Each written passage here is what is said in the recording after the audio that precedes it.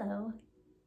Who knows what day it is, but I'm posting for 365 days daily on YouTube about whatever topic is relevant to me on that day. And today seems like I can't really get away from this topic too much because it's so important to me. So I, bring it up a lot. And it also comes up a lot in my conversations with my clients and with people in my life.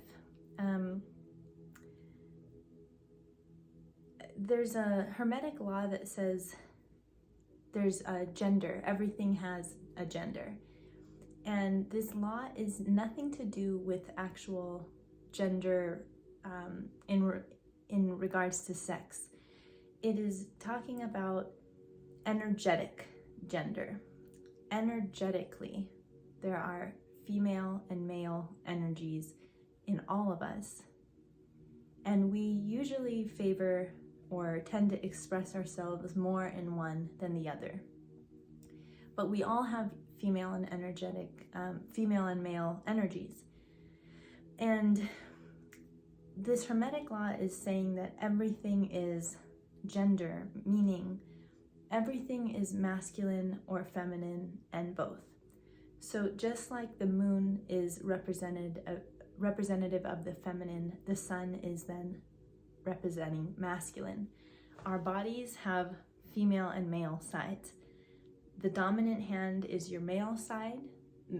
The male energy goes through your dominant hand, and the female side is your non-dominant hand. And when you think about it, it's because masculine energy is the energy that is action-oriented, does things, and your dominant hand does things and gives and is used more like a tool. That's the masculine energy. It's used, it makes things happen in the world, it's manifests into a reality what the feminine might have as an idea. The feminine side is meant for receiving, for allowing. So consider that, and consider that we all come into this earth through a sperm and an egg.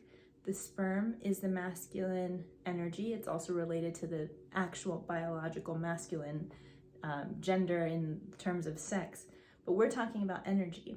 And the sperm goes and seeks out the egg, which then receives the sperm. So feminine receives, masculine goes after. We all are made up of a sperm and an egg. Therefore, we are all masculine and feminine because we embody, we are grown with those two energies combining. So we all have those energies within us. Today I watched a video that just brought this idea to mind once again. I see masculine and feminine in everything. Working and being on is masculine, resting and feeling is feminine. So throughout the day, you're oscillating between these two energies. Sometimes we have to, put our, like our masculine kind of hat on, and other times we have to put it down and allow the feminine energy to embody us so that we can be in the moment and really accept what's happening. So there's this oscillation in life, in our personal lives, and in everything we do. Even a body, like your hand, has a masculine and feminine side. I think,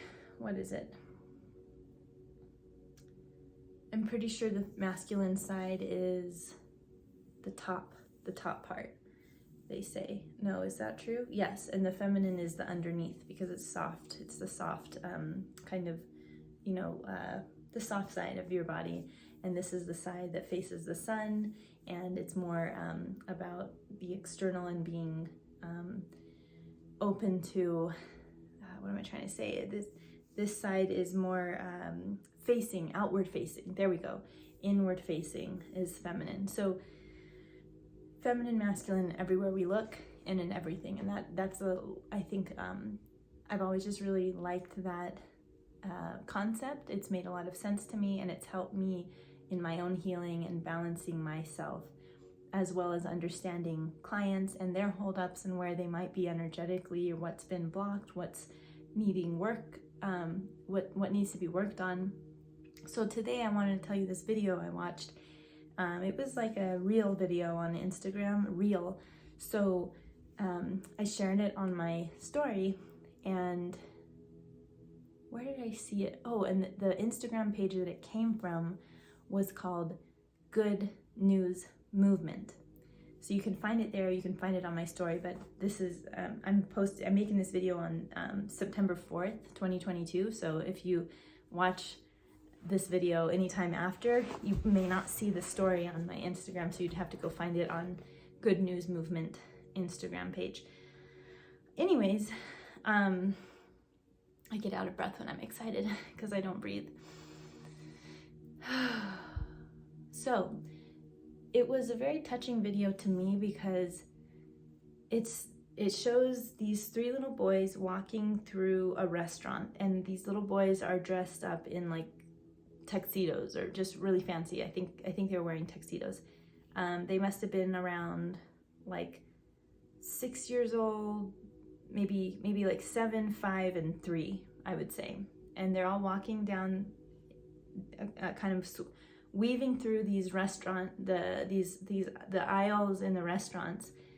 And you turn the corner with them. Someone's videoing them from the back. You turn the corner with them, and they come up to the table that they're trying to find. And there's a man and a woman at the table. And the woman looks up, notices them, and she has this big like excitement or look of surprise on her face, because they're her boys and she doesn't know what they're doing in the restaurant. It was she and the man had dinner together, but you can tell she was not expecting for these three little boys to walk up. So she goes, "What are you doing?" Something like that. And the youngest, the littlest one, who's probably around 3 years old, presents her with the little like box for the wedding ring, or the engagement ring, the proposal. So he gives her the little velvet box, and she sees it and then realizes what's happening. The man that she's having dinner with is proposing to her with the children, and she gets overwhelmed with emotion and starts to cry, and she goes, "Oh my God, oh my God." And she covers her face and sobs in her hands, and when she removes her hands, she still is crying, and she tilts her head back, and she's just saying, "Oh my God." And she's wailing, and things are coming out of her mouth, she's saying things, but through these tears, and she's just so overwhelmed with emotion. And I watched it halfway through and got emotional. I watched it a second time all the way through and got emotional. And I watched it a third time through, and I thought, what about this video do I love? And I think what I concluded was, I loved how free she was expressing herself in her happiness, in her excitement, in her overwhelm, and she was just freely expressing the emotions that she had, and tears were coming out, and she was crying and exclaiming and being very, very feminine. And what I love about it is that, to me, was such a perfect example of the feminine, the energy of feminine. I'm not saying anything to do with female sex, even though I've told you this before. Women, biological women tend to have more feminine energy than masculine energy, but it's not always the case. There's plenty of women out there who also have more of a masculine tendency, but it's just more common that you see women having more feminine energy, and you see men having more masculine energy. And that's, the law of polarity, attracting. So that is going to attract. So in gay couples, the same thing is so. You will normally have someone who is more feminine and someone is more masculine, and how they present themselves into the world, how they express themselves, their essence. It's not about how they dress. It's not about anything like that. It's not about how they look. It's that the feminine when it's healthy, sits with emotion, can feel the emotion. Emotions come and they go, they flow freely. The feminine is able to feel the emotion and let it out. Feel and let it out. The feminine is able to be present in the moment, what's happening, in the moment, what's happening with them, in the moment, what's happening on the outside. The feminine is allowing, can allow, okay? The masculine is more, there's more structure, there's more containment, there's more, maybe a little sense of rigidity, but I would say it's more structure. Rigidity sounds negative, and when we're talking about healthy masculine, it's that things are just more contained. And I've always loved the way of explaining the feminine and the masculine, as the masculine is the riverbed and the feminine is the water that flows through it. The feminine is flowing. It will take up any spaces. It's a very feminine nature type of thing to have shelves and fill up all the shelves with all the little things. The masculine is the shelves. It's the sturdy structure. It provides structure, containment, direction. The feminine fills it up and flows with it. And just today, a funny conversation I was in, I didn't even think about weaving this into the video, but it's perfect. So I tend to be more feminine. I have more feminine energy at it, most of the time. The only time I really feel a lot of masculine energy is when I'm using it for my business to push forward, to get things out facing the public, and when I'm lifting or training my body in a way that's hard, that feels like I'm pushing, okay? I used to have a lot of wounded feminine and a lot of wounded masculine, and so I had a lot more wounded masculine coming up in way more areas in my life, and I was very wounded in my feminine energy as well, so none of that was balanced. But now that's where I see the healthy masculine taking place.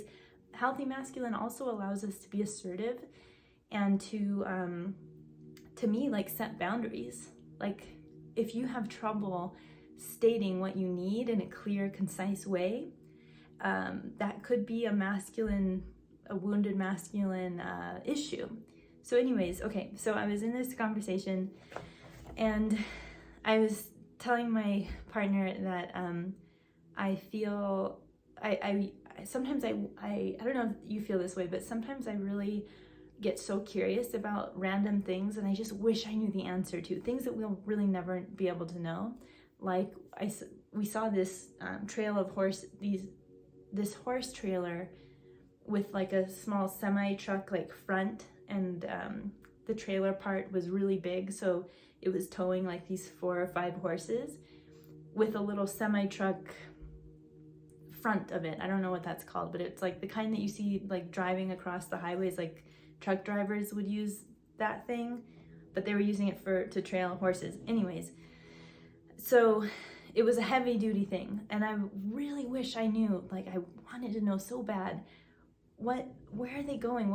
Who ordered the horses? Are they going to a ranch? Are they moving across the state? Like what's the reason for the horses? I'd love to know what's happening here. Where are they going, and whose are they, and how much did it cost? I want to know all this random stuff that's not going to improve my life. It's just going to satisfy this curiosity. And I told him, do you ever get like that? Do you ever like wish you just had like these answers like solved and you just knew the answers? And very logical. And he's like, well, a lot of those, the curiosity has been quenched in a lot of ways because of the internet. And I said, that's true, but like that particular thing I wish I knew. And then I gave him another example, like, I wish when I was younger I had this thing. I was probably like in middle school or high school when I thought, I wish I knew how many tears I've cried. How many gallons of tears have I cried in my life? And I was like, that's such an emo thing, right? Like such a dramatic, emotional thing, because I was a dramatic and emotional person growing up. I had big emotions, and that's just, you know, over time I've really worked to be more balanced and settled in my emotions, and they don't get the best of me as much anymore. So anyways, but just that like kind of gives you a peek into two things: how emotional I was, how emo I was, but also how curious I've been about these random facts. And I said something like that, like, now you get an idea of how emotional I was even as a kid.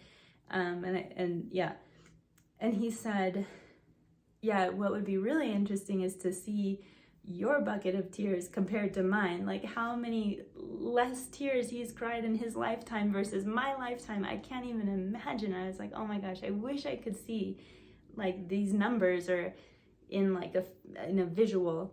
And he joked, he said, yeah, every now and then a tear will get squeezed out of me. And I said, like when you're watching a movie, and I said, sometimes I feel like you're crying, but I don't want to ruin it for him. I don't want to like make him uncomfortable or ruin the crying experience. So I don't look at him directly, but I can see it or feel it or sense it on my peripheral that, oh, I think he's emotional. I think he might be like feeling an emotion. Maybe a tear came out. And he said, yeah, but it's like it's squeezed out of me. Like he doesn't want it. It just gets like squeezed. And he did a funny impersonation of it, and it was really entertaining for me and really funny. And I really loved that conversation because it's like, I think that's a very natural way that the feminine and the masculine might be different, is just in the, like, you know, we want the masculine in a healthy way to be able to express emotions as freely as the feminine. That's when the masculine is leaning on their feminine, and we want that. But I think for the feminine, it's easier to express and to feel and to allow emotions to flow and to have no sense of restraint or shame or judgment. Part of our culture has made that not okay for men, gender related, to express their feminine. And that's an issue that I really resent, because it's hurt men very much because it doesn't allow them to express emotions. Humans are meant to express emotions. It has nothing to do with gender. And really, when someone's healthy, they're able to express their emotions freely. But culture has a lot to do with what's allowed, what's not allowed, what's been looked down on, and what's not been looked down on, and how things are perceived.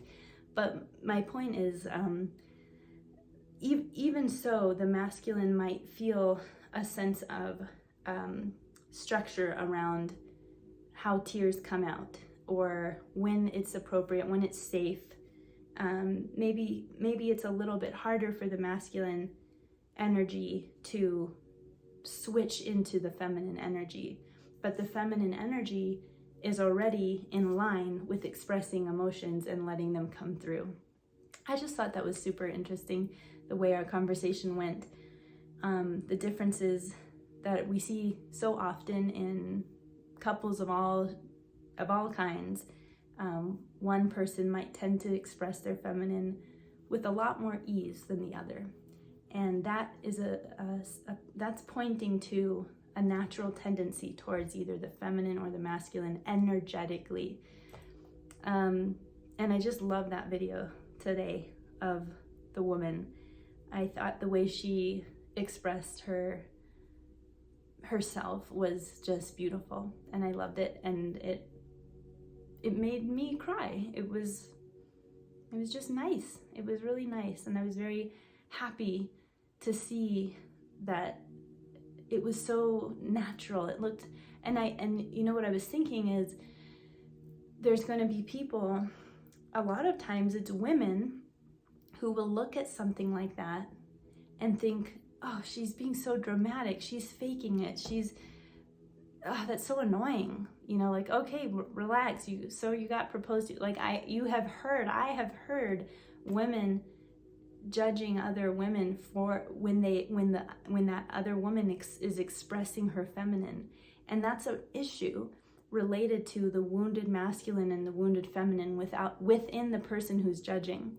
So oftentimes when someone who is expressing themselves freely is making us uncomfortable, it's a sign that there's something unhealed within us, and we want to look at that. That's like, you know, how they say everything outside is a mirror of ourselves. That means that when you're judging, if that video is bothersome or annoying to you, what is that mirroring in you? What is that reflecting back to you about yourself? Does it mean that you are uncomfortable with emotion? Are you uncomfortable with your feminine nature? Regardless if you're a man or a woman or anything in between or whatever you want to state, whatever you want to be called or referred to, it doesn't have to do with, I feel like I have to keep saying that because of the way our world has been. People get very offended about, this has nothing to do with gender, but there are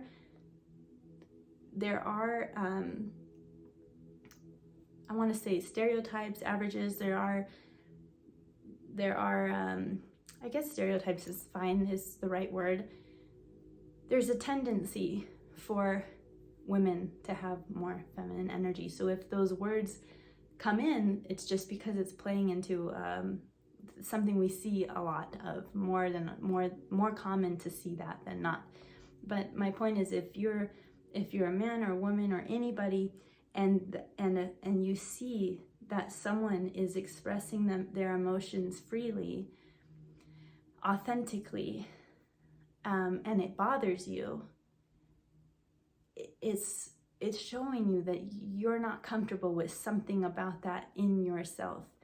Maybe shameful of your own tendencies in the feminine, or